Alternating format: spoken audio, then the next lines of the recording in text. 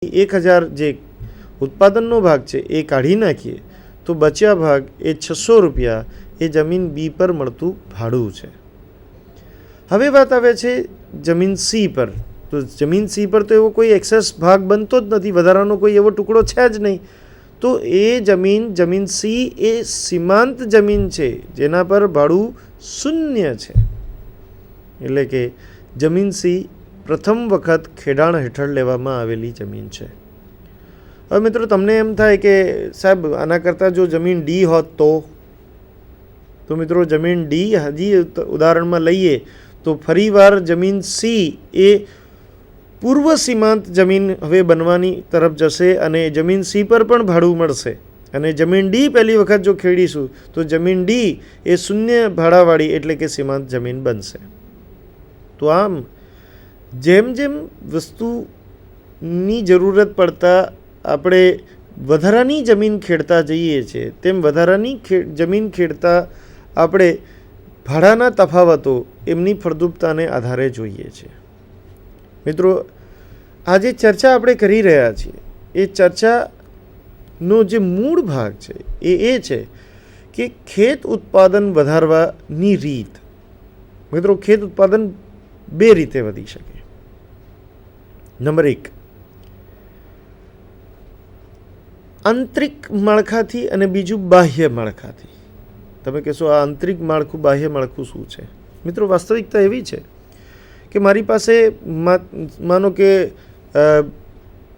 50 acre જમીન છે અને હું એટલા પર ખેતી કરું છું અને મારે હવે ઉત્પાદન વધારવું છે તો મારે આંતરિક એટલે એ જ જમીન પર વધારે સઘન ખેતી કરવી પડશે અને એના દ્વારા ઉત્પાદન વધારવાની કોશિશ કરવી પડશે.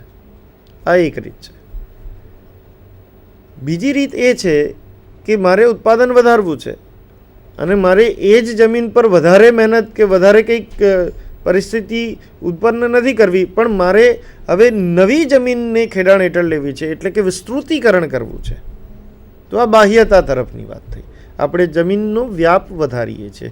તો વાસ્તવિક રીતે આપણે એમ કહી શકીએ કે પ્રોફેસર રિકાર્ડોજી એમ કહે છે કે આપણે આંતરિક રીતે ઉત્પાદન વધારવાની કોશિશ નથી કરતા, પરંતુ આપણે બાહ્ય રીતે એટલે કે જમીનનો વધારે ને વધારે ઉપયોગ કરીને આપણે ઉત્પાદન વધારવાની કોશિશ કરી રહ્યા છીએ. મિત્રો આ ખ્યાલ એમણે પ્રસ્તુત કર્યો જેની કેટલીક ત્રુટીઓ પણ છે. હું ચાવલા સાહેબને વિનંતી કરું કે આપ શ્રી ત્રુટીઓ વિશે વિદ્યાર્થીઓને માહિતગાર કરો. રિકાર્ડોના સિદ્ધાંતમાં મૂળભૂત ખ્યાલ જે રજૂ કર્યો તે the surplus on the land after minusing the cost, આ મુદ્દો અધિશેષના આધારે જે સિદ્ધાંતની રજૂઆતો કરી છે તે રજૂઆત જોતાં એની અંદર અનેક ત્રુટીઓ રહી ગઈ છે. જેમ કે પૂર્ણ હરીફાઈનો ખ્યાલ, જમીન વાસ્તવિકતા પૂર્ણ હરીફાઈના ખ્યાલ તે રજૂ જ્યારે કરે છે તેની અંદર જે રજૂઆતો કરેલી છે તેમાં તે જોવા મળે છે કે એમને વસ્તુઓ પ્રત્યેની વસ્તુઓમાં પૂર્ણ હરીફાઈનો ખ્યાલ, તેમની એ વસ્તુઓની કિંમતમાં વધારો થાય તો અહીંયા જમીનના ભાડામાં વધારો થાય. બીજું, productivity of land can be increased in modern economics by external uses of other inputs.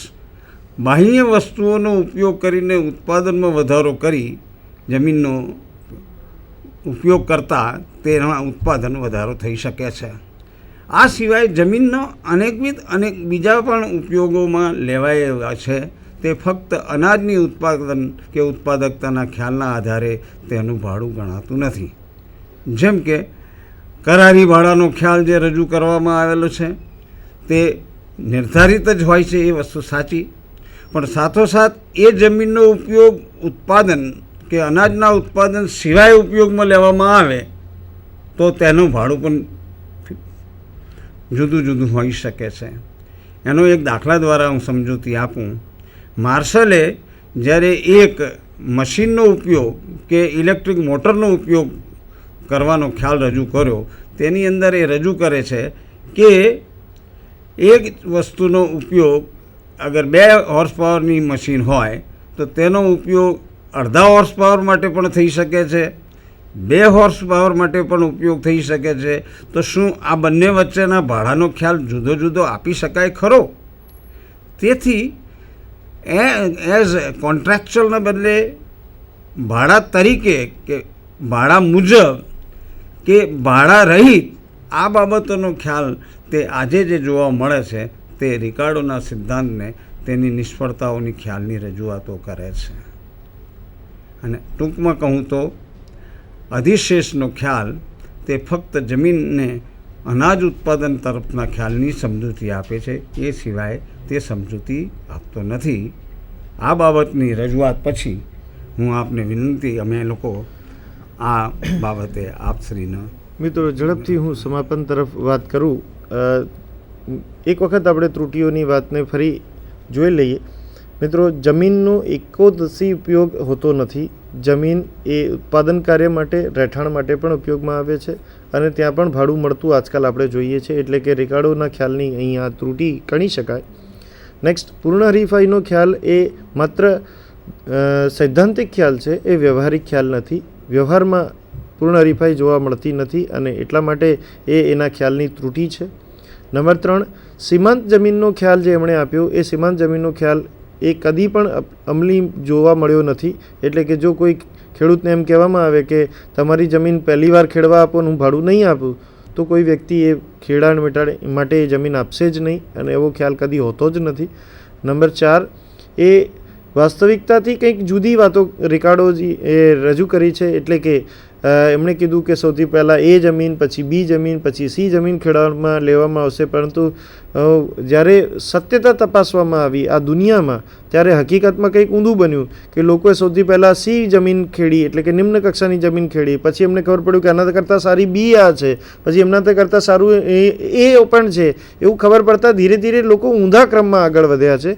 એટલે કે અહીં રિકાર્ડોની વાતો કરતાં કંઈક ઊંધું આપણને વાસ્તવિકતામાં જોવા મળ્યું છે.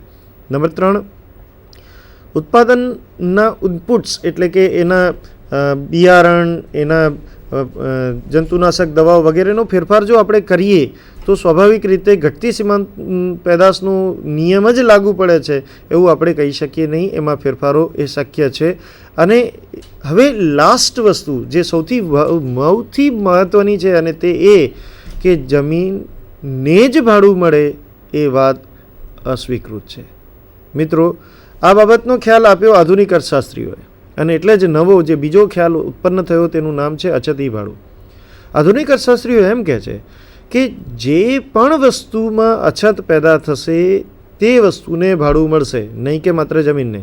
એનો મતલબ એમ કે ઉત્પાદનના 4 સાધનો, જમીન, મૂડી, શ્રમ, નિયોજક, 4 ઉત્પાદનના સાધનોને ભાડું મળી શકે છે તેમની અછત મુજબ. જો કોઈ વ્યક્તિને વ્યાજે પૈસા જોઈતા હોય અને જો પૈસા ઇઝીલી ન મળતા હોય, અછત હોય, તો એ વધારે વ્યાજ આપવા પણ તૈયાર થશે. વધારે વ્યાજ કેમ આપ્યું? તો વધારે વ્યાજ એટલા માટે આપ્યું કારણ કે અછત છે. જે વધારાનું વ્યાજ આપ્યું તે ભાડું છે. એ જ રીતે તમે કદાચ સિનેમા જોવા, મૂવી જોવા જતા હશો. મૂવી જોવા જઈએ ત્યારે ઘણી વખત હાઉસફુલ હોય ત્યારે આપણને ટિકિટ ઘણીવાર બ્લેકમાં લેવી પડે. તો એ શું છે? વાસ્તવમાં તો ટિકિટનો રેટ તો ટિકિટ વિન્ડો પર નક્કી થયેલો છે તે છે, પણ આપણે વધારાના રૂપિયા આપીએ છીએ. કેમ? કારણ કે મૂવીની ટિકિટની અછત છે. તો અછતને કારણે જેટલી વધારાની રકમ આપણે આપી રહ્યા છીએ તે વધારાની રકમ એ ભાડું છે.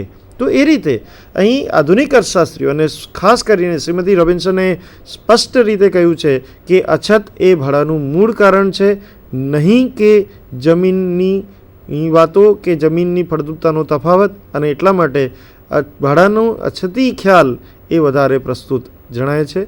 આજે આપણે અહીં સુધી જ આ ચર્ચાને રાખીએ છીએ. બસ, તો અસ્તુ.